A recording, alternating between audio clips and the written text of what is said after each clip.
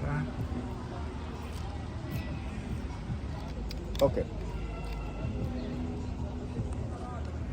Hi, can you please tell us your name and what do you do? Okay, my name is Raul Fantauzi, and right now I'm a retired agent for the police department. I coached track and field and handball for the last 30 years during the high school level. I myself have had 71 tournaments that I have coordinated for the youth, for the older people, and for the community. I did this to give back because someone has to prolong this game. If you want this game to continue to go somewhere, you have to reach out to the youth and motivate them to play this game. How did you get into handball? Originally, I was living on the corner of Flushing and Wilson Avenue in Brooklyn, and I had a younger brother who was about 13 at the time. And there was a wall with all the older guys playing handball every single day on that wall. And I used to come home from track practice and pass and see my brother on that wall and feel disappointed that he was spending so much time with these people that were involved with gangs and drinking and drugs. But he wasn't doing any of those things, but he started to become the best player. And there was a girl there who always looked at me. One day my brother told me that she wanted to meet me. So I figured if I knew a little bit about the game, that I could get to meet her, get to talk to her. She was absolutely beautiful. And that evening at 10:30 at night exactly, on the wall in the dark, my brother was showing me how to bounce the ball and hit the ball to the wall. Started to explain to me the significance of having an opposite hand, which I had not. Explaining to me some of the basic rules and the girl's name. The next day I came from track practice and she was playing, and she was a very excellent player. And the partner that she was playing with, he had to leave, so I just jumped in. And I said, I'll take his place. We won 5 straight games, not because I knew what I was doing. I was hitting that ball 100 miles an hour because I didn't want them to return the ball because I wouldn't know what to do with it. And that's how we stood on the court for 5 games. And then after that, we wound up being together for 5 years. She became my girlfriend for 5 years. But handball involves too many things. If you're a competitor, or if you have that warrior spirit, or if you have any type of athleticism inside you, it is hard not to meet challenges head on forward. And I wanted to be that guy to play everybody. So I came over to a park that same year without knowing anything about handball, no left hand, no opposite hand, no idea of the rules. I came up to a park called Lindsay Park, which is about 5 blocks from here, in that direction. There was a huge tournament there. I entered it, and I wound up beating a guy from Knickerbocker Park that had a reputation. I don't know how I beat him. I just hit it at him 100 miles an hour. I had a serve that he couldn't get to. I wound up taking 3rd place in that tournament, and they gave me a trophy this big for 3rd place. My first tournament ever. The winner of that tournament was a guy named Louis Vasquez, top player in the country. He was on the top 10 pyramid. But I didn't know anything about A players or anything like that. And that's how I got into handball. What is your brother's name and your girlfriend's name? I can't tell you the ex-girlfriend's name, and I'm sorry because it's a conflict of interest. My brother's name, his real name was Jose Fantauzi, and I was his track coach. I was trying to take him away from handball because handball's a poor man's sport. It doesn't give you any type of financial gain. So, but he continued to play at a really high level, and I became his track coach, and he started to excel in running the half mile, running the mile, running cross country. He was running about, I think he ran a 4:22 mile at one point. He was only 17 years old. And he got a scholarship to York College for pre-medical. Became captain of the track team at York College as a freshman. Was being coached by a man named Bob Johnson, who was an Olympian. And then everybody knew him as Rocky. He went into boxing. He went into powerlifting. He was benching over 500 and squatting 1,000. And everybody loved him. And he passed away 5 years ago. He was on the SWAT team. He was an incredible human being, my best friend. And everybody knew him as Rocky. So, brother. Yes. How did you get into coaching handball? That's interesting. I was walking in Greenpoint. At that particular time, I was actually the #1 player. That was around 1985. And I was walking in Greenpoint by a park named McCarrion Park. And I saw for the first time a handball game or a tournament going on from one high school to another. It was Automotive High School, and the other school was Van Arsdale High School, which was the old Eli Whitney. When I walked in there, I saw this kid struggling with a guy that I felt that he can beat. They didn't know me, but I pay attention. I'm always watching, and the way the guy was leaning, he was hitting the wrong shot because the other guy was waiting for it. So I called him over, and I asked him, I said, would you like to win this game, kid? He looked at me, he goes, there's nothing I can do. I can't do anything else. I want to win, but I don't. I said, calm down first of all, because if you cannot control yourself, you cannot control the opponent. Now remember, I was playing everybody in all 5 boroughs. I was playing in every tournament. And the Lord blessed me with the ability to have that background of running track where I was fit. So the kid says, all right, I'll calm down, I'll listen. So I told him, instead of serving the ball all the way to his left, because he's right-handed, serve it across to his right. He's not going to expect that. When he hits it on the wall, don't hit it back to the left, hit it back to the right. He won the game. The coach came over to me. His name was Mr. Patrick Lassess. Incredible human being. He was coaching handball for 31 years at Automotive. And he says to me, hey, how you doing? What did you tell my kid? And I just told him, I just gave him a little heads up on how he could win the game. And he says, how'd you know that? I said, I just knew. And I walked away. A couple of months later, I went for a job interview in the school with this man, Patrick Lassess, was working, Automotive High School, and they hired me as a school aide. I was very happy, get the whole summer off with pay. That means I could play handball. So I saw Mr. Lassess crossing in the hallway during class change. He says, aren't you that guy? And I smiled, and I tried to walk away, but he was very, very polite and respectful. So I went over to him, and we spoke for a while. He goes, how would you like to be my assistant? And I said, assistant to what? And he goes, the handball team. I might not be able to pay you much. I'll pay you a little bit of money. I said, you're going to pay me to play with those kids? Put me down. That's how I got in. And on the second year of me being his assistant, he saw that I had a drive to win. So he said to me quietly, I'm going to give you all the paperwork. You'll be the coach. But on paper, I'm the coach. Because I didn't have a file number. That's something you need when you're working with the Department of Ed. And I said, and what does this mean? He goes, I'm going to be paying you. You're going to be taking that team and doing whatever you want. Oh my God, I took that team to every tournament. There was 10 of them. Every tournament, to where I lived, to the courts. I had them meeting me at 7:30 in the morning. We were undefeated for 3 years. We never lost a game to anybody. Why? I felt I was the best coach in the world. And when I say that, I don't mean that I'm bragging. That when I'm saying the best coach in the world, I was a guy that cared about my kids. I made sure they ate in school. I made sure that they didn't get in trouble. I made sure I had all their parents coming to my practice. If they didn't come to my practice, the parents would see who I was, then kids can't play.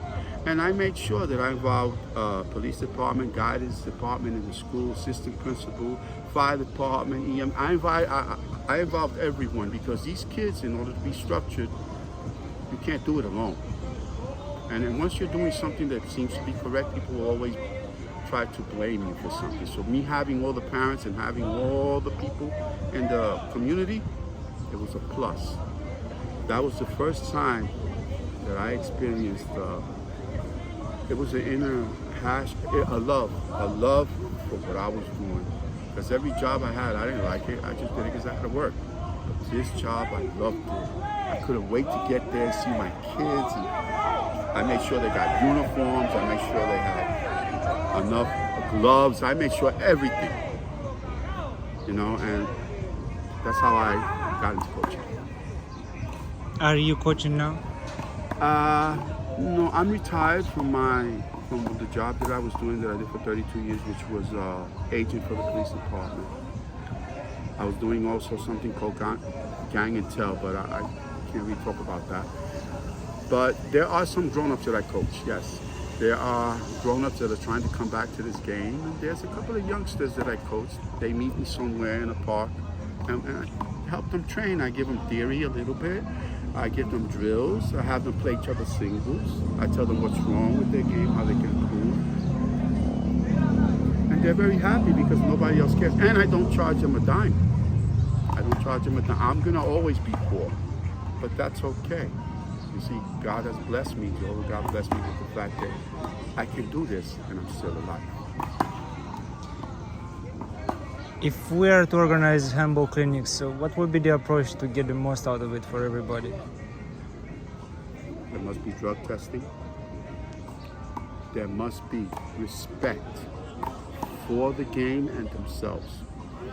Because my motto is, if you are an athlete, you shouldn't be falling down drunk or smoking to play a game that's going to require so much. There's such a demand of your body, okay? You'll never be the best you can be. If this came around to the Olympics and I was chosen as a coach, I probably would be assassinated because I'll be very strict. You better be at time to my practice, and I'm going to make sure that you're not in no kind of trouble out here in this world.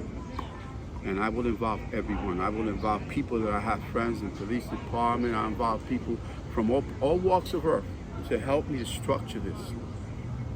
But we wouldn't lose, because I know what to do.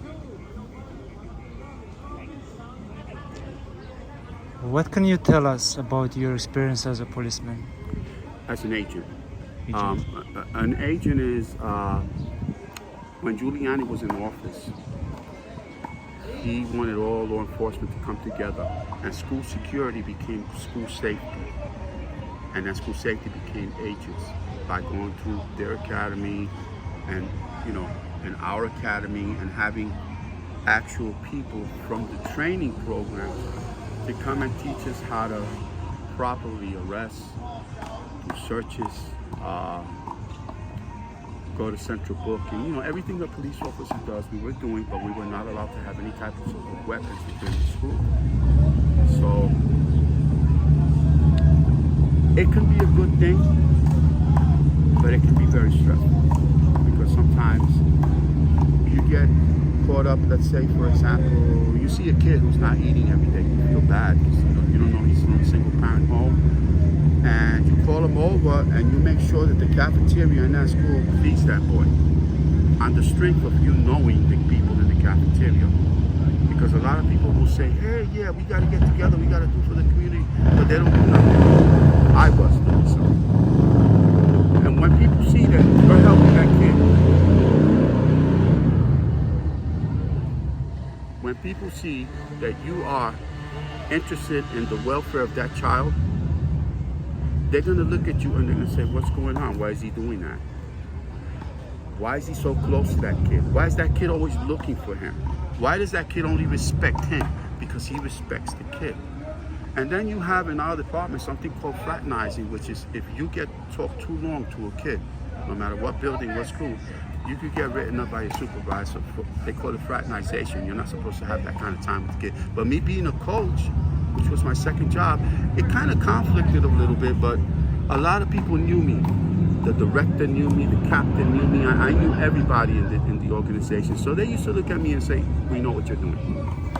But then there'll always be the hateful people, you know. They can't do what you do, so they try to ruin it for you. There are many police officers that love this game. Oh yes, a lot. Carlos Centeno, who was one of the kids that I brought to tournaments. Buddha, you know the Buddha. He was another kid that right here on that court over there.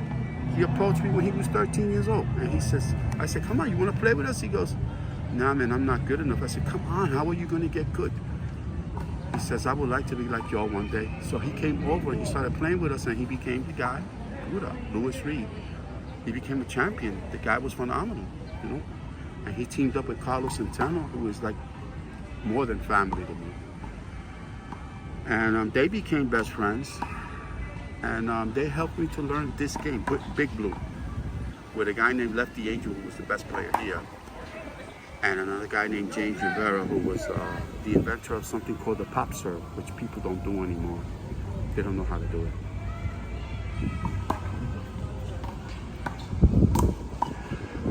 Speaking of Buddha, what t-shirt are you wearing? Oh, the shirt that I'm wearing is the last Buddha, which is the 10th Buddha. Okay? Carlos Centeno, is it all right if I drink this? Yes, sir, yes. Carlos Centeno was best friends with Buddha. They actually even worked as police officers together.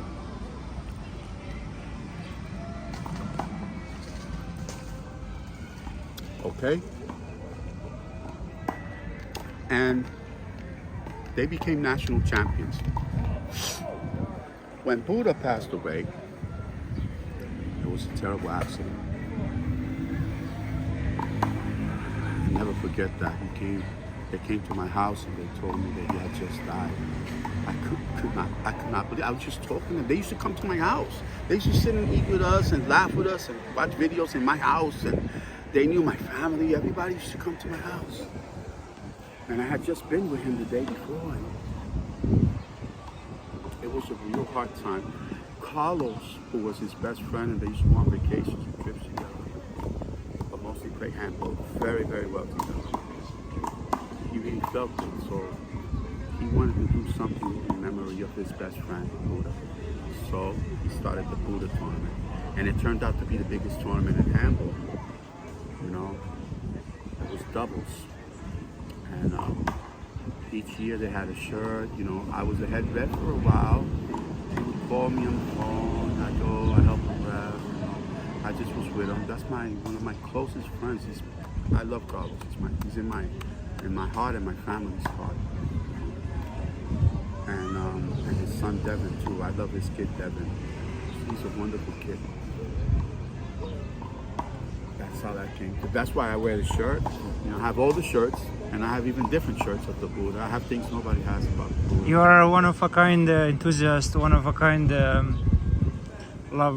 you love the sport in a unique way because you have so many collectibles. Can you tell us about your collectibles?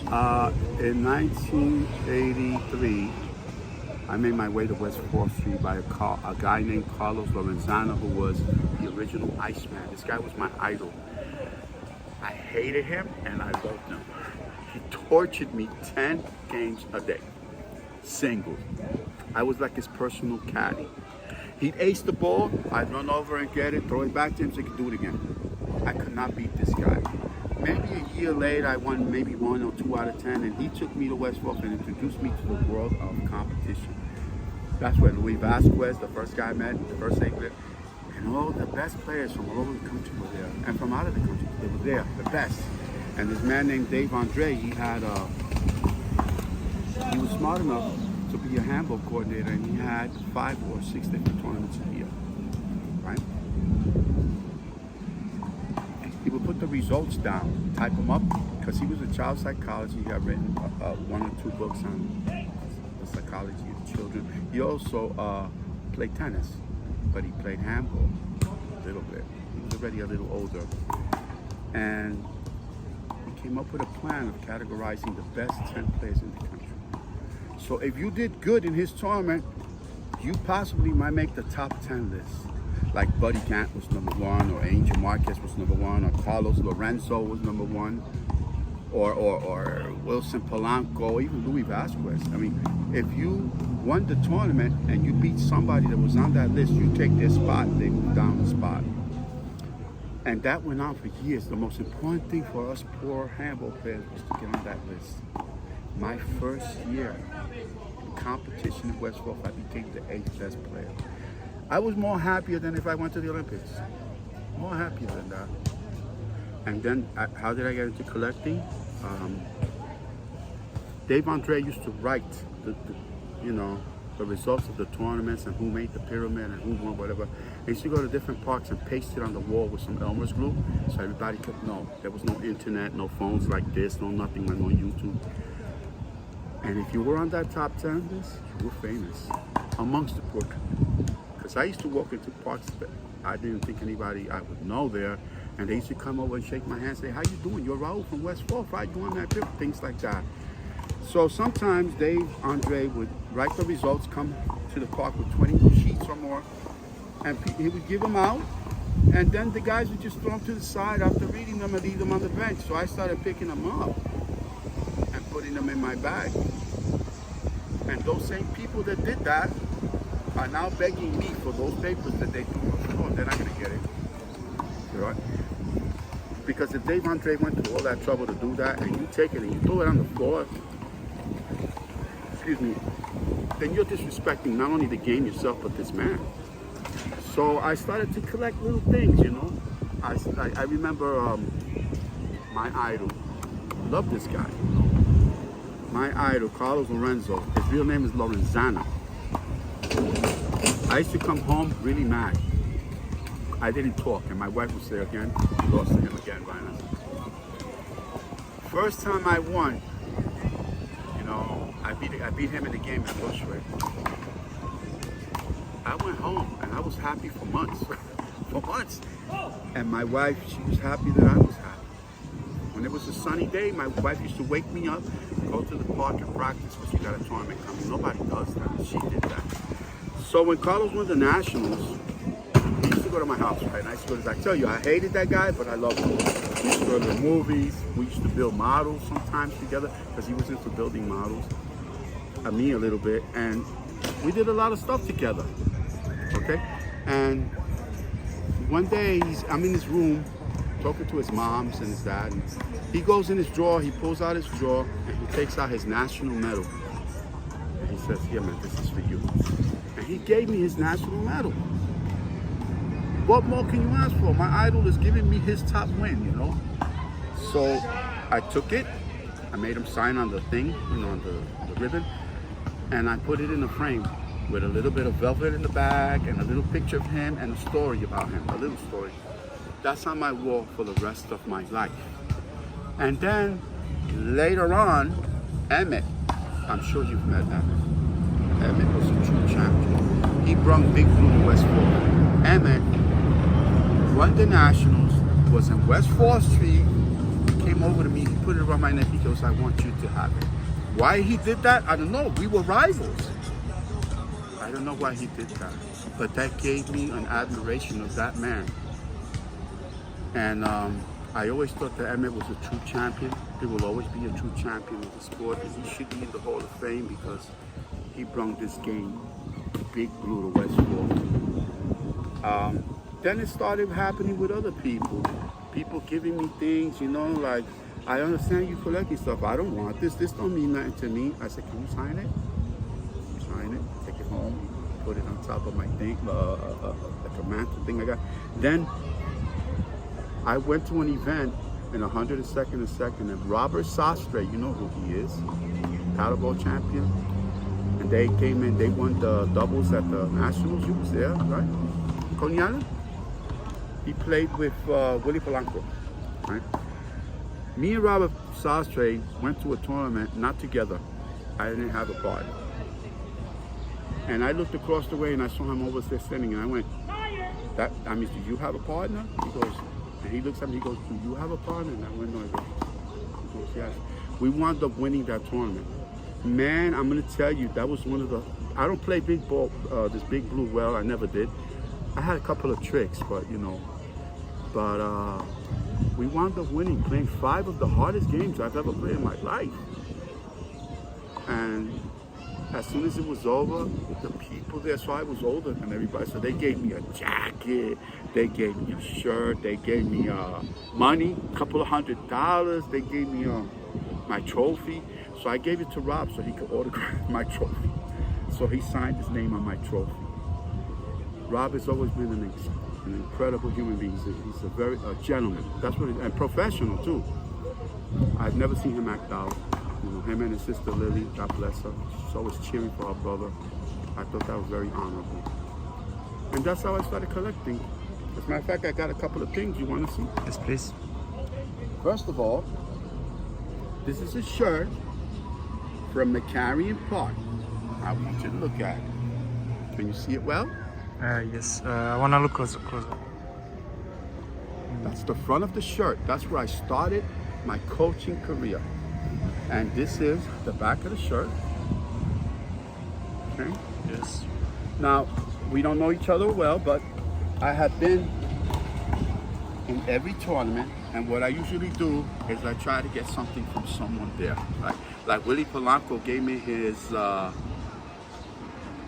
do you say that? His most luckiest shirt, right? It was an old raggedy shirt that he said it was his forever and ever. He gave it to me, he signed it, and so did Cece Sala. Okay? And I've been collecting shirts. I must have at least 150 shirts. What I do is, like this last King of the Court, which was held by Dwight, I have an official shirt here of King of the Court, and because I was getting there late, my friend Carlos Centeno, he got everybody to sign it for me. See it good? See it great, yeah. Nice. This is, to me, priceless. Why? These guys here, they go all out to prove it's not always about money. There's honor involved. In my time, it was honor. It was more honor in my time. It was no money in my time. My time, I was in the finals 40-something times, and I won 40-something times. I never got more than $500, maybe 100, sometimes less than that. My thing is that I was getting a trophy, and the trophy meant more to me than anything. And then, if you were on the pyramid, they gave you like a little jersey-looking shirt. It was really a regular cotton shirt. Only if you were a top 10 player. I have all of them. I made it my business as I was on that pyramid for 10 years. Between the number 1 spot and the number 10 spot, and back to the number 1 spot. Then we got into this game, Big Blue, and immediately I became, I believe it was number 6. And then I beat Emmett here in a challenge match for his spot on the pyramid. All right, that was in the 90s, right here on this court. He was very okay with it. He didn't get upset or nothing, you know. But at least I was still on the pyramid. So I have every shirt. Then I decided that I wanted to make something more personal for me. But then the players started wanting them. I started to make handball cards. Okay? It's excellent quality. I do have a partner. I do the stats, I get the pictures, I talk to the guys because I know all the players. You want me to put them out? Okay. This is the 3 people that made the Hall of Fame that day in 2017. Me, Angel Marquez, and Dave Rojas. Okay. This is the last tournament I had over here, one of the tournaments.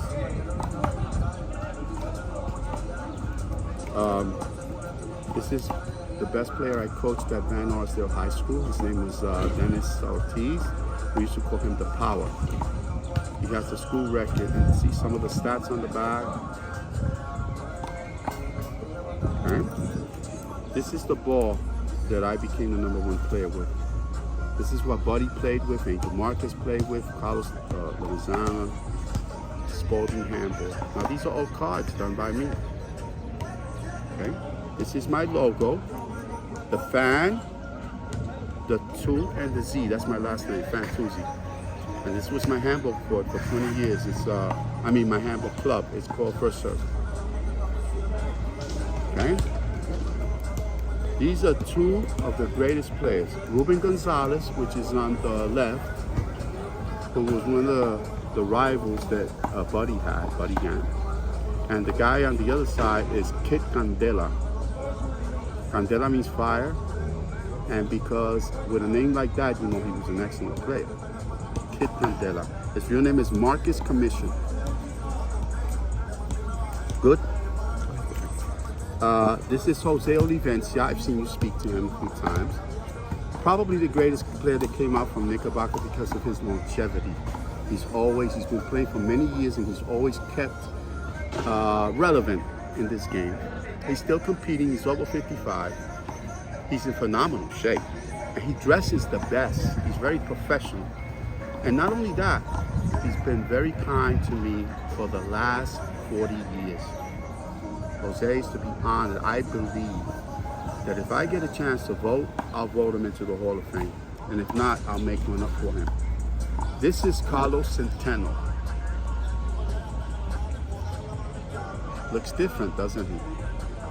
Okay, Carlos Centeno, the other half of the Buddha National Champs. And this is some of the stats in the back. Just some, because the guy has a lot of accolades. This guy is really fantastic. Okay? This is me in '85. Of course, I had to love myself and make myself a card. It's my collection, so I might as well do myself, right? And this is a little bit of the back, some of the stats. I have a few, but I don't like the word bragging, so I just put something simple. This is Carlos Centeno. Look at the effort this man made. Is that incredible? How did he land it? Huh? How did he land it? He got right up. I was back there. I was watching.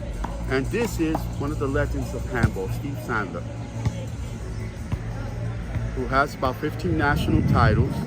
I heard he had the greatest opposite hand because he used to do something like this to the ball with his opposite hand. The ball used to stop in front of him.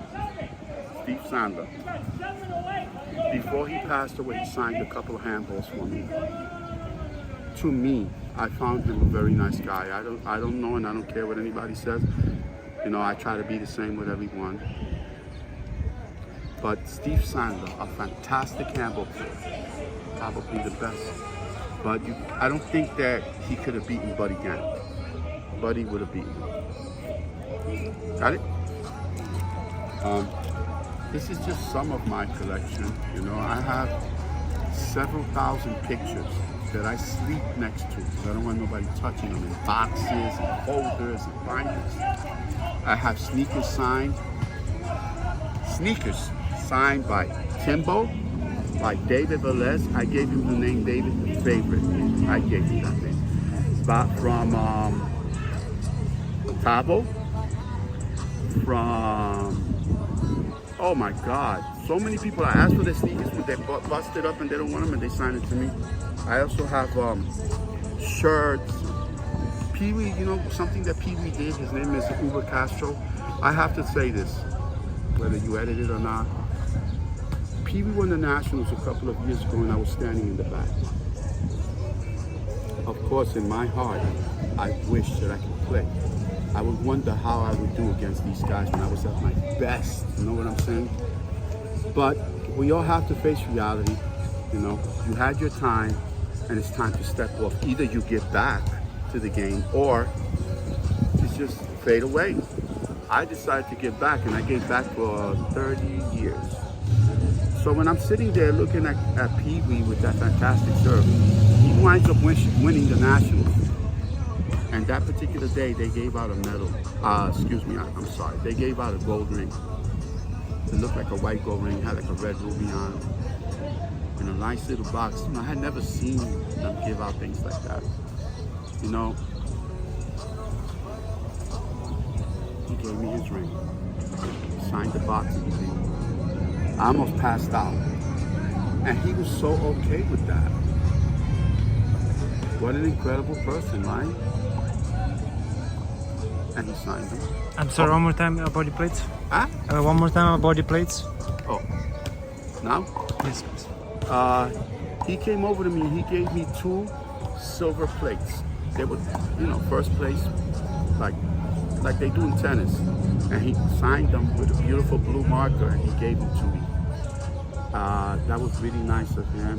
He's giving me gloves. He's giving me gloves with his signature. I just got a pair of gloves and a magazine signed by Tyree Baptiste. That guy's he has an incredible game. I don't know why he's losing these games, but this guy, I'm sure he's going to be the next top player. This guy is incredible. Not only that, he's a gentleman. He's very respectful to everyone, and I appreciate that. Who else?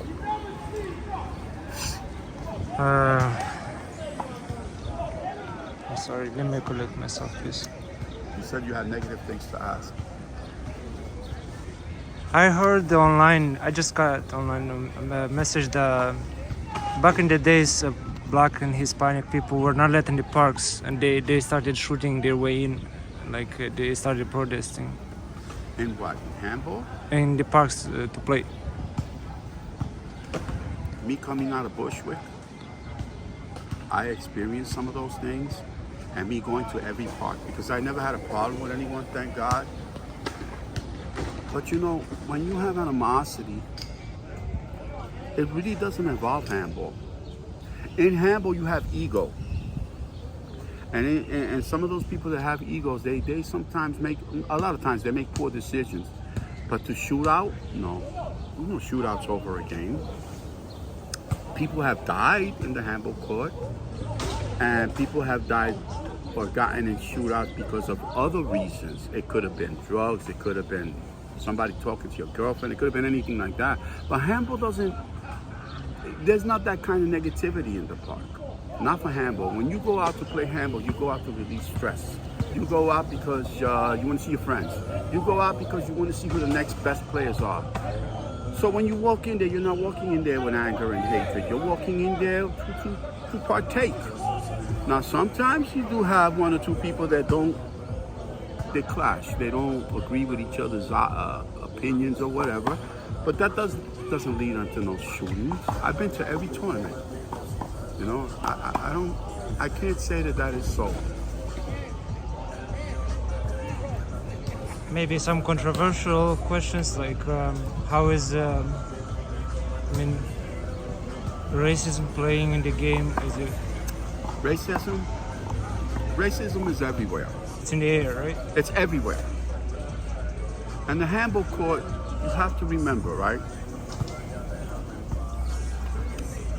If you're from a park like mine, Bushwick, or here, right? And we go to a place like Howard Beach. I'm not going to say anything negative. You go to a park like Howard Beach and you bring all these guys over there and they start acting out. Maybe they're drinking, smoking, maybe they're opinionated about things. That community is solid.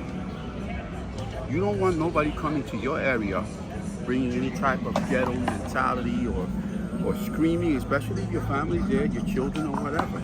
Now, racism will always exist on this planet. In the handball community,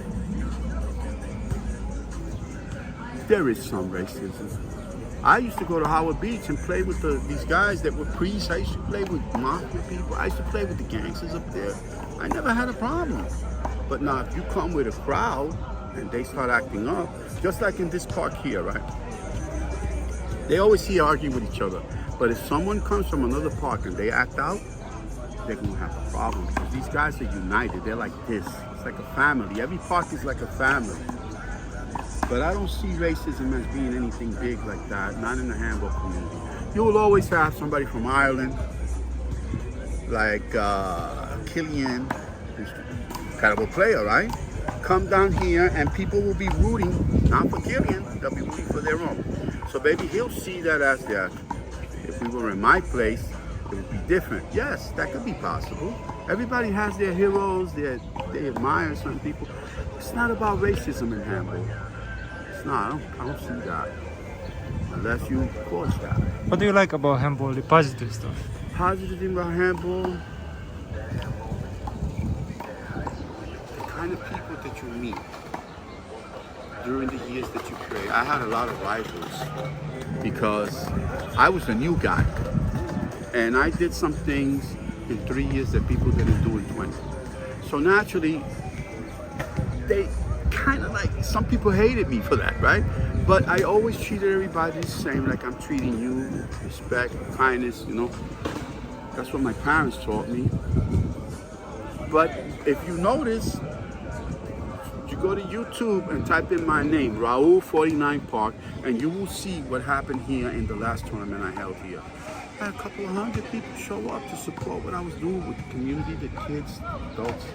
I brought people together. I gave out 5 trophies, 10 medals, 16 plaques. Thanks to Victor Daniels, who's an incredible supporter. 50 shirts were given out.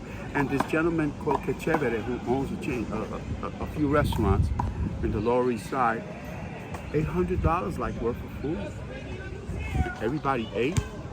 No fights, no drinking, no smoking.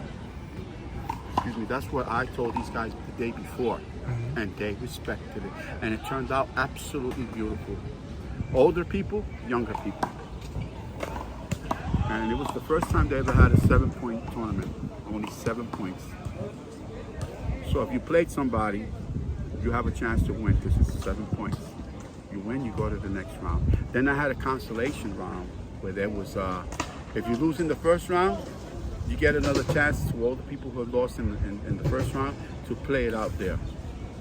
A little money given out, you know, in trophies and medals and stuff. 10 places for $10. Can't beat that.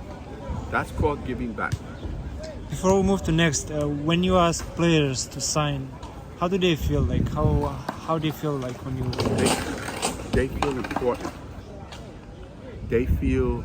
Some of them have told me, like yesterday, Sunday, they told me that why am I asking for their autograph when they should be asking me? I said, no, it's not about me. It's about you. You have done something in this game, and to me, you will always be remembered because I will make sure that people never forget your name. You sign my handball, sign my shirt, and they do it. They sign it. You know, and then I take it to my collection and I put it right, like I got to get a frame for this. I put it real nice up against the wall and keep it together. And Carlos Centeno is in my will, so if anything happens to me, he'll get some of that, and my oldest daughter will. Because my wife, she doesn't really care too much about this stuff, but Carlos does, and I know he would appreciate it. You know? I don't see anybody else getting anything except a kid named Nicky, who I care about. He's like my little brother now. Can we talk about some technical questions about handball? Okay. In order to accomplish anything in any sport, even though this is considered a poor man's sport, it is very demanding on the handball court. It messes with your knees, your back, your hands, your eyesight. You know, because you have hand-eye coordination is very important. Okay, it has to become second nature.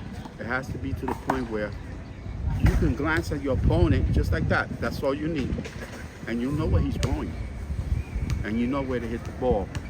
All right. Technical. Anything that's worthwhile doing is worthwhile doing right. And practice. People don't practice. They don't practice. They come to the court. They play it out. They don't practice. They don't care. Any sport that you do, you gotta lay a foundation. First of all, you better train. Get out there and do a couple of miles on that track every day to build your cardiovascular. Get out there and do some calisthenics and push-ups and sit-ups. It doesn't have to be Olympic style. It just has to be what you can do for yourself.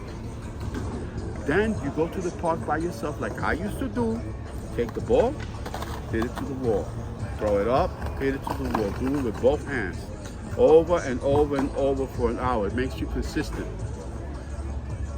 Watch other people play. Watch the better players play. Okay? Watch what kind of sneakers they're wearing, because that's very important. Because you gotta have I call it get up and go. So if you don't have the right sneakers, you're not gonna be able to dig and run and stop and go this way. You're not gonna be able to. You gotta take care of what you're wearing. It's not much. Get yourself a pair of sneakers that'll support your weight. Tie your shoes. People don't tie their shoes in the front. They leave it loose and then they just tie it back here. If you're moving and stopping, your feet are going to shift and it's going to injure your back. And once that happens, you're finished. And people don't see that because they're young and they think that it's not going to happen to them because they're going to be young forever, which is not true. At 48 years old, I was in phenomenal shape. But I started to feel a little bit of the wear and tear of these games running on the concrete. Concrete is not your friend. You have to lay the foundation. Make yourself as good as you can be. Do some stretching. You better do some stretching. But you better lay the foundation. That's the beginning of it. There's a little bit more involved, practice and drills and theory. Theory is very important. You yourself played in the tournament on Sunday, did you not? Sure. That's nothing. But you played, right? Now, do you know, how old are you, if I may ask? 34. 44? 34. 34. You're younger than that. If you comb your hair, cut your hair, take your beard out, you'd be like these kids here. 22, 24, that's how you look, all right? It takes a certain type of person to enter a tournament like King of the Courts. You have heart. A lot of people don't have heart. You have the will in your heart. You could be a warrior if you train because you're not afraid. Okay? It's expensive to play in the King. Was it $50, $70? How much was it? 60. 60. You're not rich, right? So to take $60 and put it in there, knowing yourself that you're not going to be in the final 8. But you did it anyway. You wanted to be a part of it. Your name will be in history now. Is this the first time you played King of the Court? Second. Second. What happened last year? Same Bob. Who did you lose to last year? Robert Arroyo. I was his father is a good friend of mine. Before he was born, his father was playing with me. Okay, Tall Rob, right? That's a hard game for you. No matter where, because that kid is going to be the next one to move on to another level. If he can get the aggressiveness that he needs, he would be up there with Nazir, with Kadeem, with Taiwan, maybe even Timbo. But he has to be aggressive. He does not have what you have. You have the warrior instinct. Put your money down, you went and you play. When I played in those tournaments, people used to look at me saying, "Are you crazy? You're gonna put up this money to play what? Do you know who you're playing?" You know what? I did not care. And in less than 3 years, I was the #1 player. Less than 3. All right? I came in at 28 in the competition. Less than 3. My brother had been playing all those years, and my brother was always asking me, "But how are you doing this?" You have to watch. You have to watch how they stand, like I said, how they tie their shoes, how they set you up for a shot, What time is it, can I ask? You have something that a lot of people don't have. That's called heart. You did play in this tournament. You did not win, and the worst that could happen is you get no points. All right? Nobody's going to hurt you, hit you, push you on the floor, or put you in the hospital, nothing like that, right? You went out there, and you know what you did? You played one man. He's a man like you, but he's on the handball court more than you. And he has more experience because who did you lose to this time? Manny, I'm sorry, I don't remember. Manny, I don't. Carvalho? I think so. He's a young man. He's my cousin. Okay, I know who Manny is. All right? I love that kid. He's a Marine. Okay, he's in phenomenal shape also. If you must train. And then you have to find somebody that's nice to you, that will not charge you any money, to teach you the fundamentals. Because it's not just hit the ball, that's not what it is. You walk onto the court, you have to learn how to block out the crowd. Everybody's watching. You have to learn how to block out the refs because sometimes they make bad calls. They're just human. Everybody makes mistakes. The refs are very, very good now. Okay? And back in my time, there was no refs to get paid. You don't get paid. They just ref if they want to. And there was no buybacks. There was no 100 wipes. There was no timeout for like, right now they have 2 minute timeouts. We didn't have timeouts like that. We had timeouts, but sometimes I find it a little ridiculous now. There's no strategic planning when they're calling a timeout. Did you know that? You don't call timeout because for nothing. You gotta think. If your opponent's got you like 12-0, you have a little problem there, right? So you have to throw them off. I'm gonna tell you something I did in the tournament one day. You want me to tell you? I was in the finals in a big tournament up in Betsy Hay Park up in Brownsville. Everybody was against me there. That whole crowd cheering for their number one player from that court. I don't want to tell you the name because I don't want to say anything negative. The guy was beating me 14-1. Yes, he was the best player there. 14-1. I call timeout, right? I walk around, I say a little prayer, I'm talking to myself. I come back, I bounce the ball like this, and I throw the ball to the ref and I go timeout. That's 2 timeouts in less than a minute, right? Less than 2 minutes, right? I come back, bounce the ball, I tell the guy, you ready? Timeout.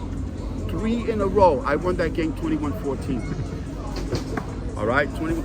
The guy's sister came running to me, and I don't know these people. She was wiping my head. Oh my God, you beat my brother and all this. And we became kind of friends after that and played together. But it's just that timeouts are for strategically, you have to incorporate them into your game.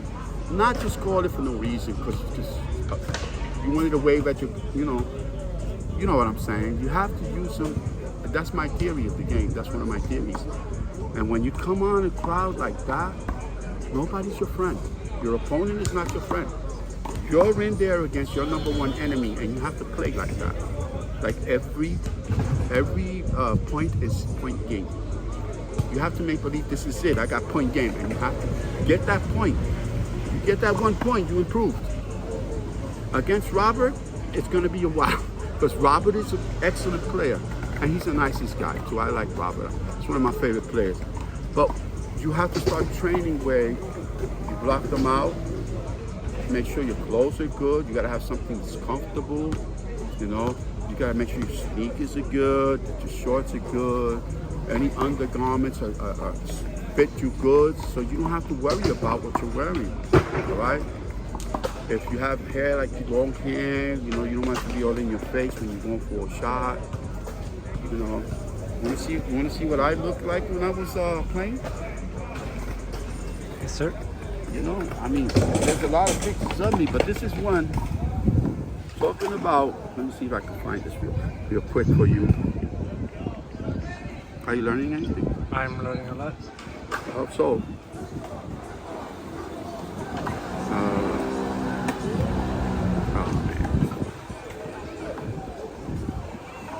Give me 1 second. Say you were a rock star? Rock star. All the girls used to come and want to talk to me. This was my brother.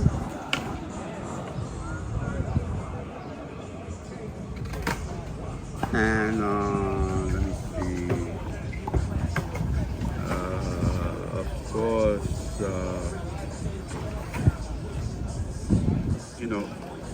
it's just like so many memories, and I think that's the best thing about handball, that you can create memories with people and games and remember things like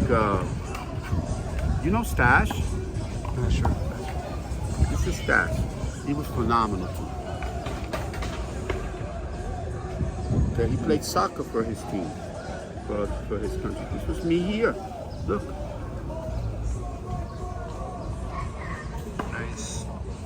You know, I've been to every tournament, but I watch a lot. I pay a lot of attention because people don't pay attention.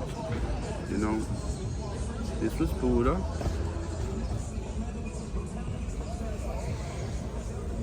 You know, people don't pay attention. They just play. And this was my idol, Carlos Lorenzana. That was the original Iceman. He could play you with shoes, long pair of pants, a long sleeve shirt, 100 degrees of weather, he wouldn't sweat. He was just calm. I hated that. And then, you know, I can tell you that in order, you have to find a way to train. If you're planning to play again, the question is, can you improve before the next king of the court? I'm playing the USA Open. Oh, that's Saturday. US Open. I played Handball last year. How'd you do? I got 2 points. 2 points?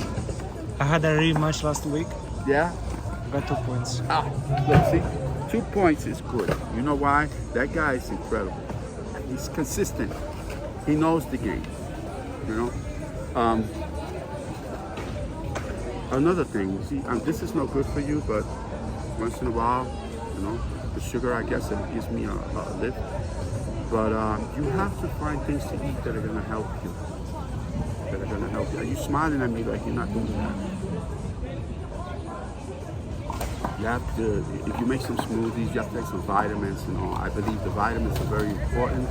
You have to get checked out by the doctor to make sure that you're okay. You know, if your blood pressure is too high, or if you got some kind of cholesterol problem, you have to keep yourself fit. Do you drink a lot of coffee? No, not at all, just water. Water is the best for you. Different vitamins. When was your last checkup? Probably 2 years ago. Get checked out. And then ask the doctor to see what vitamins are you lacking. Start taking them. And if you want to train, you can train with me and my friends. You can just show up. I'm not charging you, you know, just go. I have track and field questions. Yes, sir. After I make a shot, how do I reposition my feet to be able to sprint in either side? Okay, first of all, what kind of sneakers you got? Wide shoes. Okay, but who makes that? That's Adidas, I think. Don't put me on there saying the sneaker. Okay, I'm gonna tell you because they're not giving me anything them, all right, for me to tell them. A pair of Prince sneakers. You know what Prince are? Like a prince, you know, with the king crown and all that. They came out in the 70s and they were doing tennis shoes. Now they're doing them again. And they sell them at a store called Dick's. And those shoes are really good for you to get off the ground and move either direction. If this is the handball court, let's say this is the long line where I'm at. You have to stand in the middle and go on your toes a little bit and lean. So you could do this very easily, right? But you gotta make sure you got the right shoes. When you lean, you're not moving your feet. Why you scaring the shit out of me, Manny? I love you. I'm a ninja. I'm a ninja. What's up? This is the guy you played? Yes, sir. Why you gotta hurt this guy? You gotta sign my card. Yeah. You want to know the truth behind this? Yeah. You know how I'm always striving to be the best, right? Of course. They told me this gentleman played Handball last year. 2 points. Right? So I was like, I gotta one up the GOAT. But you did what you had to do. You Many. know what I'm saying? Nah, he's a good player though. You did what you had to do, but the thing is that you know, I'm trying to get this guy to come to practice with me a little while. I'm not charging nobody, man. Definitely.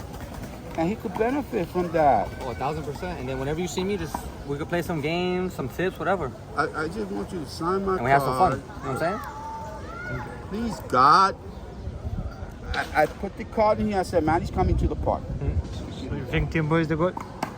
He is one of the GOATs, yes. In my opinion, he is the best all-around handball player in the past, I think, ever, to be honest. He's the only one wall that I know of to go to 4-wall, 3-wall, 2-wall, go to Cali and dominate, you know, go across the country and dominate in other countries. So, in my opinion, Timbo's the GOAT. Now, if we're talking about strictly one wall, you got so many legends in that category. Yeah. I mean, you got one right here. Who's decent? So modest. It's not good to brag. Sign my card so I could be. You have a I pen? got the pen. So I could be extremely happy. You do very, very gently, okay? I don't got much of a signature, but I'm gonna give you my Come bill. on, man. Just you touching it is enough for me. You know, those cards are gonna be immortalized. There you go. Oh Right there. God, see how nice? This Yeah, is, you ever want to get some games? You see me? Can I see that card, please? of course. This is a true champion coming. I appreciate that. I'll be over there on the court. Raul. Okay, man. Hey, and if you see me, just let me know when you want to play, all right? Yes, We'll sir. get some games in. I told you he's a very nice guy. And this is his autograph. Oh, he escaped. I wanted to ask him about the Marines. About what? The Marines? Oh, okay. Ask him. Give him a minute. He's gonna play, so give him a minute because then he'll lose his spot over there. These guys are like that. So you see what I do now? I go around my cards getting my autographs. Good, right? Wonderful. Wonderful. See, you got good. That's good. Now you were asking me about how do you move in the courts. Yes. So let's say the ball is flying. No, don't think about the ball. Think about how you're going to stand. I told you this is the long line, right? You stand with your feet here, right behind the long line, right? And you make it so that you can do this like a dance. See this? All right. So you're watching the opponent. Watch the way he's standing. It's going to take you a little while. When he does this with the ball and his ball's leaving his hand, where are you moving? You're just moving. You're not running. You're just moving, shifting your body weight. Now you have the advantage because you're going in the direction. Okay? That's how you're supposed to stand. But the thing is, what are you going to do with the ball? That's the big thing. See, if you come to my practice, like a lot of people are supposed to come, you can learn some things. Now, if you absorb it good, then you can, the faster you can absorb it, the faster you can put it to good use. You know what I'm saying? But if you don't have the ability to do that, it's going to take you a little bit longer. And you don't want to spend money playing people for money, right? And losing your money to become a B player. You don't want to do that. What kind of work do you do? Right now we're Uber Eats and I'm trying to make this working also. Okay. No, as long as you have some time for yourself, that's all that's important. Because my job was, I never had no time, but I trained. Every minute I had in the basements, in the schools, in the basements, wherever I was, I trained. Hit the ball. 100 times each hand. Never drop the ball and bounce it. Throw it up and hit. You understand? Because when the ball's coming to you, it doesn't usually bounce. You have to take it in the air. Never hit the ball back to your opponent. That's what these guys do. They keep hitting the ball back to each other. What's that gonna do? My time? The guys in my time would beat the guys at this time because of the fact that they would never hit the ball back to you. And they were real athletes. More questions about running. Running, okay. The opponent is giving me a ball that is flying to the right. I lob it back on the line. And now I'm boxed out. And he's about to kill it to the left corner. How do I prepare myself to sprint all that? You have to have your legs strong so that you can shift. Because once you're going in one direction, it's hard to stop and come back. But if you can guess, sometimes you will guess wrong, but if you can guess where your opponent is hitting the ball to, and then you can balance yourself, right, you will have a better chance at putting the ball. Once you touch that ball, you don't hit it back to him. If you hit it back to him, you might as well go back to the long line. You have to you have to make the opponent run all the time. Now don't hit it up like this, and he's standing there. I saw that in the tournament yesterday. Sunday. You have to train a little bit. You know, you're not going to get it by playing. You're from Harlem. What park is it? 102nd and 2nd? Yeah, sometimes, and also 96th Street on Central Park. I played there too. I played there. And you have to play somebody close to your speed. You can't keep getting killed by these guys because you're not going to learn nothing. Find somebody that's in your kind of skill and then just play, you know? They'll present more of a challenge to you. There's a lot of beginners. I want to have a good punching game. But what can you say about punching? Do you know my friend Danny Torres? He's a fireman. Fireman, yeah. Good friend of mine. I'm gonna call Danny and I'm gonna ask Danny to show you how to do that. Because Danny's really good with his left hand punching it. But remember, if you open your hand, you have more control than if you punch it. Punch it should be a jam shot. You know what that is? Punch. Yeah, jam shot. Right at, boom, right at the opponent. I never really learned how to punch it well. I could have punched it because I had control, but nobody has, it's a low percentage shot when you punch it, unless you're jamming somebody. You should always learn how to hit the ball like that, hit it like this, hit it like that, hit it like this, right? Hit it at an angle the other way, right? Your hand controls the spin of the ball. So if your opponent is, a lot of people don't turn around and they watch their opponent. So if you're back there and he serves the ball to you, he might not look at you because he feels too confident. You go like this and you hit the ball. And the ball, he's looking forward. The ball's gonna move that way. Now he's caught by surprise, so he has to change his position. Now he's running off the court. All right, where are you gonna hit it now? In front of me? You have to go away from him all the time. Away. If you don't have a strong left, you're gonna have to start throwing the ball with your left. Every time, throw it, throw it, throw it, throw it. Maybe 100 times a day, throw it. Throw it and catch it with the same hand. These are simple things, you know. I mean, but if you don't do it, it's not gonna happen. Yeah. Can we please talk about the best players? I want to please mention some names, and could you please mention, in your opinion, their best skill and what they could? Sorry. This scared me. I don't know what that was. Okay, the best players. The best players. What is your opinion? Their skill and what they could improve on. Okay.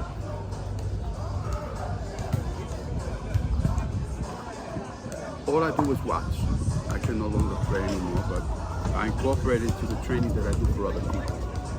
Tabo, to me, has an incredible amount of talent. Tabo can do almost anything with that ball. He's gonna have to learn a little bit about when things don't go against him.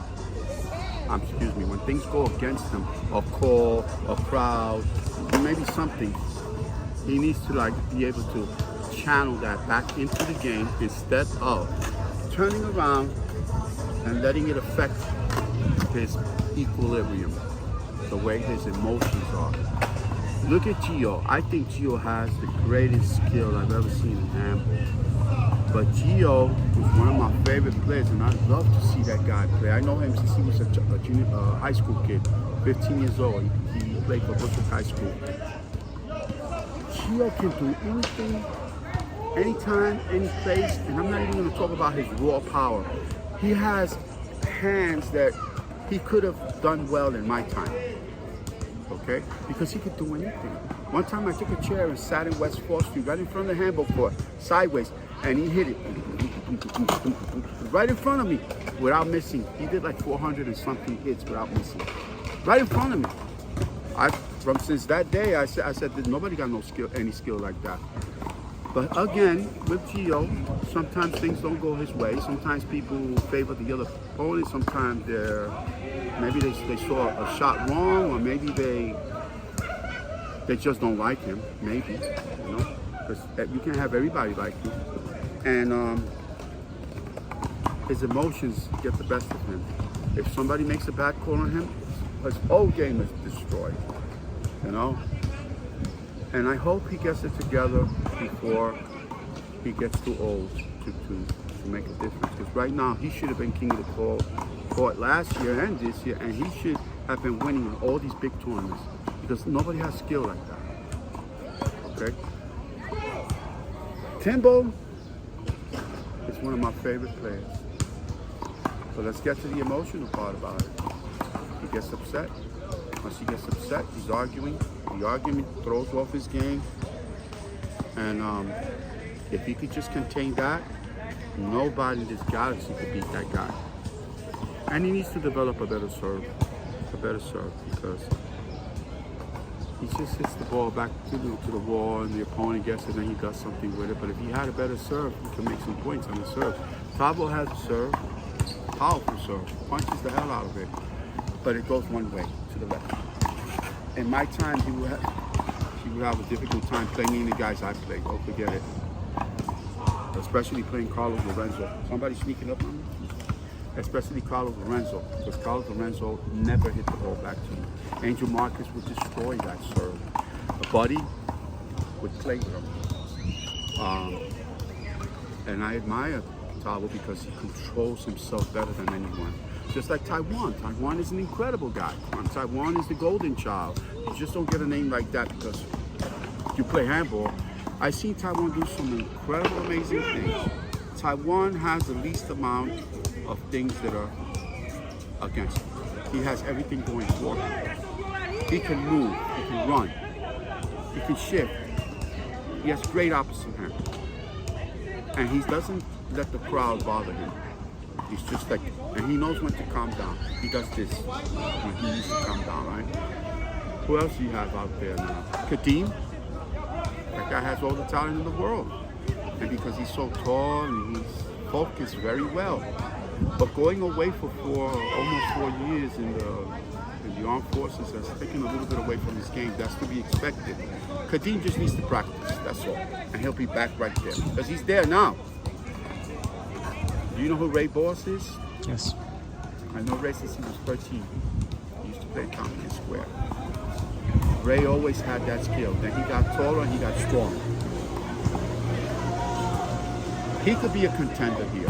Last year, Tavo. came in 8th place, if I'm not mistaken. How do I know? Because he sent the trophy with Dan Petrie to me. He autographed it and sent it to this park for me.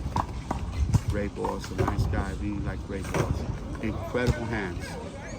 You got also Pazmino. You know Pazmino? Yes. He will be there Saturday, I think. Pazmino wants me to coach him. Pazmino wants me to talk to him about handball. Pazmino he's got a whole bunch of skills, but it's just a little something with practice. He's got that wicked serve, Yes, narrow. yes, that wicked serve, and he'll run for the ball. Who else is left? Dan Petrie. That kid is family to me. I love that kid. For some reason, I don't know. I can't figure out why he gets so into the game and then he just fades out, like he can't close out. You know, he just lost to Carlos. Carlos is just getting better. Carlos is one of those guys that's improving with each day. He dives amazingly. Yes, and he'll run, and he's consistent. And I guess Danny was a little overwhelmed with that. You know, I sit in the corner and I'm holding my face, hoping that Danny wins. I like Los, you know, I do. But Danny's family to me, you know. His father used to spend time with me here, with Buddha, with Carlos, with all of us here. Danny's one of those guys that he needs to make up his mind. That's all. Whether he's going to do it or he's not. Okay? And when he's in a situation, I don't think he's emotional or anything, but he just, I don't know, he just like can't close out sometimes. David the favorite, he has a lot of chance to be on top. He won the King of the Courts last year, and a lot of people are talking stuff about how certain people weren't there. No, but he won it anyway. Got to give him that. And I think he has another guy with an incredible amount of potential and talent. But sometimes he has to take things a little more serious. He plays around a little bit. I love the guy for that. That's how I met him. He's always happy. But when you play in this game, you're playing an enemy. You're not playing a friend. You have to play. That's your rival. You got to try to end it right now. Don't give him no breaks. You know. Who else is left? Who else you want to ask about? I want to ask about the B players and also the females. The females, well, the females right now, the twins, Melanie and her sister are on top, okay? Melanie's sister played really good at the Nationals. For them to do anything, you know, for them to improve, because Melanie is quiet, you know, for them to improve, they have to go out and play a lot of other games in other places instead of just the same players. Because what's happening is the players that they're playing are improving and they're not. They're playing the same. You play somebody long enough, that person's gonna get tired of losing, right? Then when they start winning, they're gonna they're gonna know your game.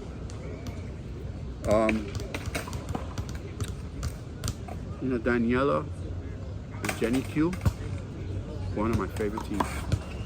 One of my favorite teams. I like Jenny Q. She was very kind, polite, and respectful, and I like Danielle. I like Danielle. She's very, very respectful to her. So she made some shots that day that was impressing me. That were better than the guys. But they fell short at the end, you know. They didn't win against the Twins. But the Twins have a lot of experience, and the Twins, you know, they're the team right now. I think they're the best. With other girls, what other girls are left? I don't see a lot of girls at that level with me. Sadly, there's just a few girls it's you know what it is? The girls out there playing, but they don't want to compete. If you don't compete, you don't improve. And you will never know. With the B players, it's hard to say with the B players because it depends on how hungry the B players are.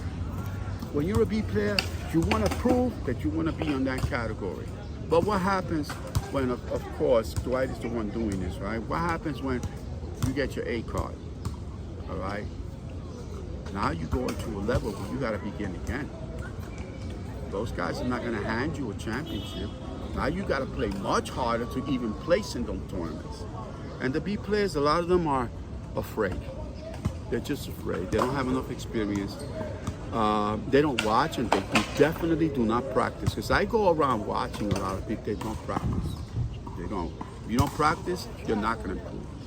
What shots do you think they should practice to improve and make it more, like, what is... That's a little difficult question, but they should practice being consistent. The less you miss, the more chance for your opponent to miss.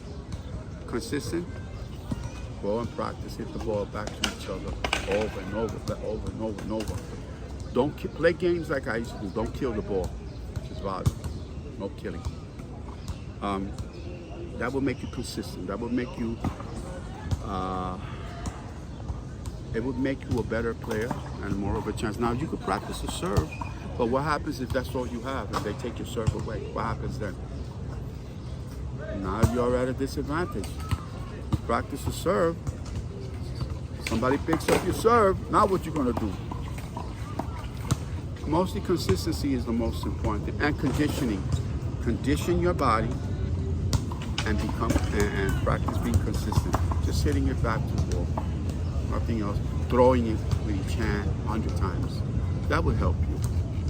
But that's all I could see to improve in a handball game. Watch the better players. Tava serves a strong left. How will Angel Marquez destroy the serve? That would be scary because Angel Marquez would step in and shoot to the right, right? Yep. But when he shot, he killed it. He had a 90% kill shot. I experienced that playing that guy a lot of times. I would have to run before he hit the ball to where he was going to hit it. I could get there, but if I did not run before the ball left his hand, I wasn't getting it because it stays down. See, top of his sidearm, right? Angel Marquez hits like that. See this? Okay, that's different. The ball's going to stay down. That serve wouldn't work on those open guys. It wouldn't work on me either. Because my shot wasn't to the right. I'll shoot all the way to the left and send you to the next court with a hook. And if you hit it back, I'm gonna hit it right back to that corner. I'll wait for you to come run in and I'll hit it back over there. But Angel Marquez was one of those guys that had that shot to the right. Between you and Angel Marquez and the pink ball. I never beat him. Angel spent too much time. He practiced, he trained. I used to watch him train. And I got to play him in 9 tournaments. There was a couple of times I came close. One time he was playing Maraquin in West Fork on the court by the tree, and I almost beat Angel 25-23. I lost. I followed him. I stalked him. I wanted to play him all the time. It was hard to get a game with him because he didn't want to play me a lot. I was the hungriest, starving to beat him. I beat everybody else. I couldn't beat him. I just needed one more year, just one more year of training. But Angel was incredible. I found Buddy easier than Angel. Buddy was the master of the wall. Okay? And Carlos Lorenzo was the one that would beat Angel on many occasions. And without sweating. If I want to teach somebody, how do I get them to like the game? How do I approach them? A woman or a man? Difference. Let's say, yeah. Let's say both, either or. Let's say all ages, all genders. Well, first you have to talk to them about what people do out here that they're not aware of, and handball is one of those things. And then you have to show them a video of what the crowd looks like when these people put their whole heart into it. Let that person see. And then you look at the person and say, do you think you could do that? Would you? How would you feel if this? Ask them a question. How would you feel if that was you and everybody's watching you? Can you do it? Would you be nervous? Would you fall out? Would you faint? How would you be? How would you feel? You know, that's what you gotta ask this person. And then you say one day, let's go to the park, like I did with someone before. And I say, take the ball and throw it and catch it with the same hand. And you get them to start that way. You know? And then once they start dropping it and slapping it to the wall, they'll start feeling that sensation in the hand, which triggers something off in the mind. It's sort of a stress release. And they'll start to feel, what's the word? Euphoria? That's the word. Euphoric, right? Euphoria. Euphoria. It's a state of being that's unlike anything else. Like when you run, if you run for many miles and you start running all the time, you start getting a runner's high, they say. But in handball, you're connecting. It's like hitting someone. So if you have anger with someone and you go like this and you hit the ball, make them run the other way, and they don't return the ball, you feel in here, yes. I had this guy, I used to have him running here to there, here to there. He hated me. And then when I get him off the court, I look at him and I'll just tap it real softly. Just touch it. And he'll go, and he'll be, oh, he can't breathe, he's so upset, he wants to kill me. I would get happiness out of that. I would get such happiness. I would go home, I'd sleep real good, you know. Because Carlos used to do that to me. The Iceman guy, he used to do that to me he tortured me. What was your most memorable tournament that it was the hardest to get? When I beat Buddy. He had me 16-4, 1985, the Pro-Am Championship. You were allowed to play your division and one above. I played the A division and the Pro division, and I won them both. Any funny stories that stayed with you? Huh? Any funny stories that happened? To me? Funny stories? Let me see. Funny stories.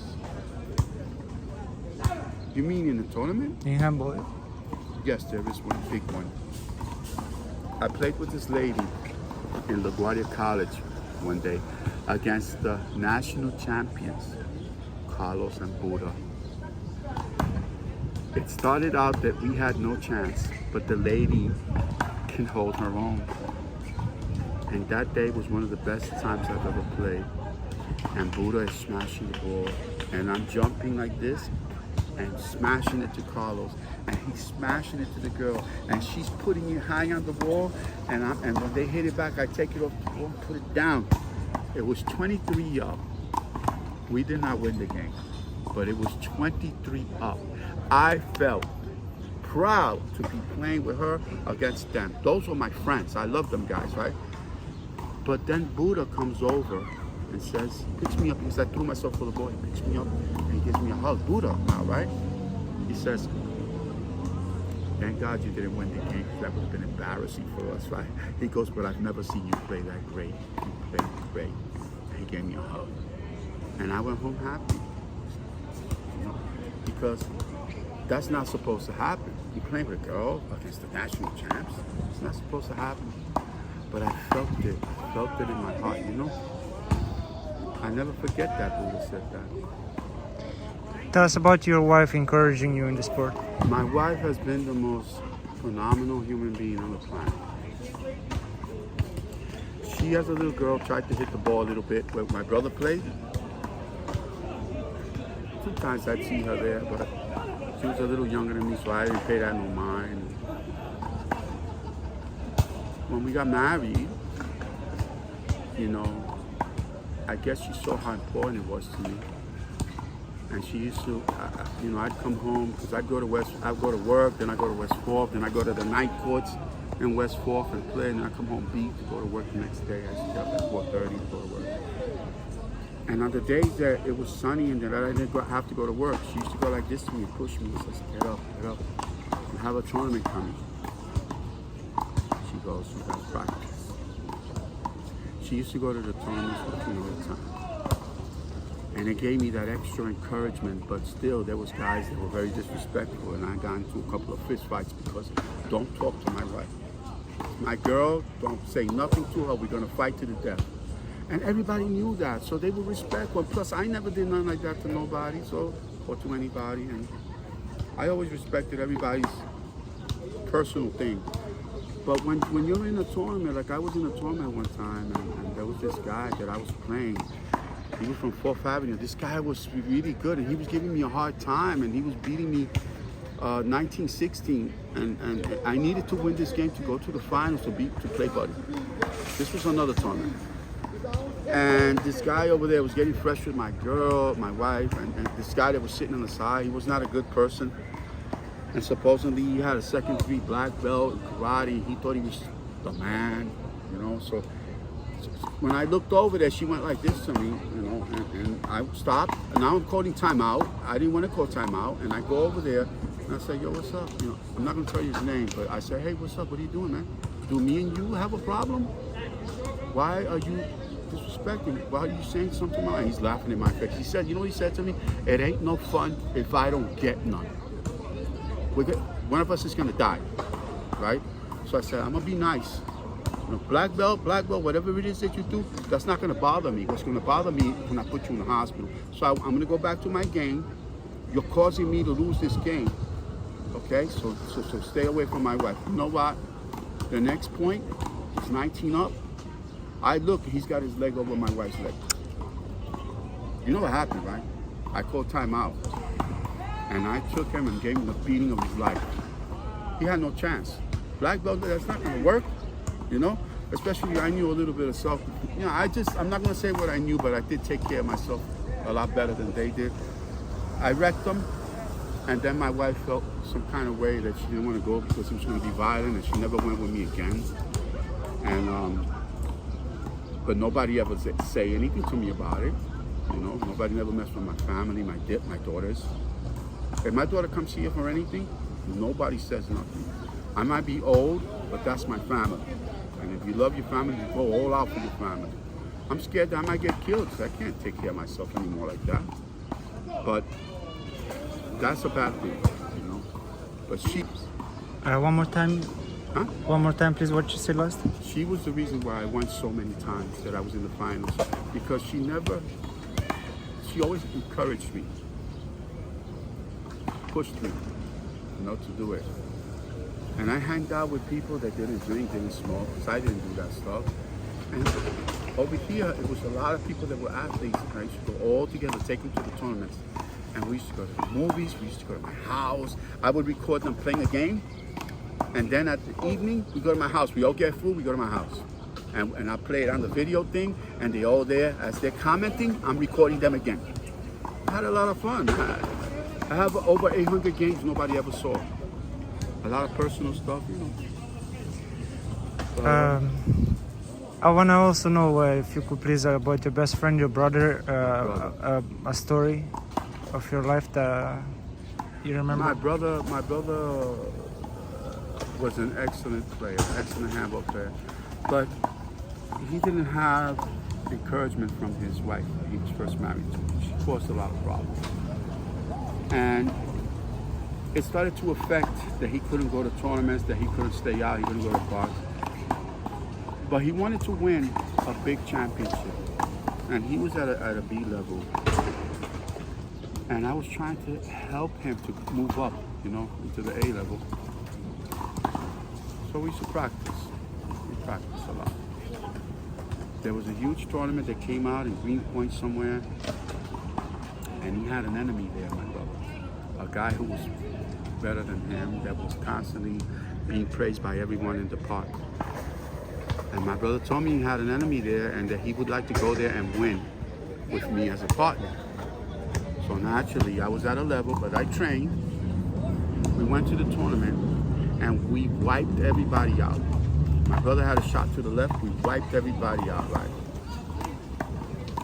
So he got his dream come true. We won 3 championships, okay? And then he married someone else and then other things happened. So, but my brother was very skilled, extremely fast on the court. And he had a shot to the left and not even Buddy. But even Buddy was going, oh my God, how did he do that? You know, because it went at an angle so far.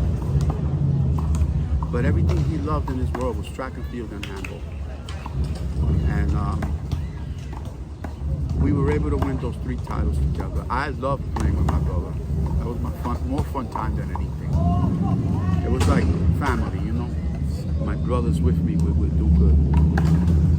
Mr. Raul, sorry. Go ahead. Is there anything else would you like to add? Anything else, right?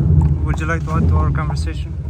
I just want to hope that everyone that's out there believe that, you know, without God, there's nothing. Always say prayer, you know.